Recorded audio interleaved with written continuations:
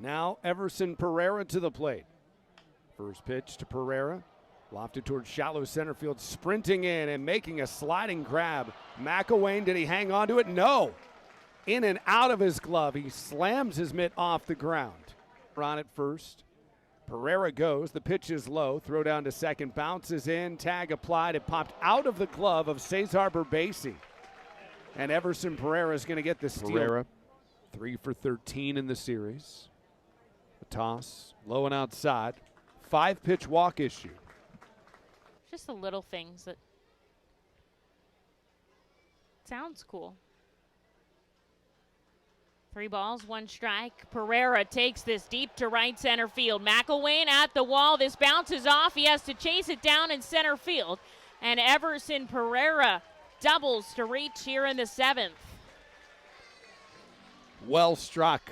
Played in this series. Towers this one out to left field. Pereira, Defoe getting together. Everson Pereira is going to make the catch. Backstop early in this game. The offering into Everson Pereira is high, far, deep to left field. Cortez tracking back. He makes the catch. Franchi racing home. It's a sacrifice fly, and the Rail Riders win it 8-7, bottom of the 10th.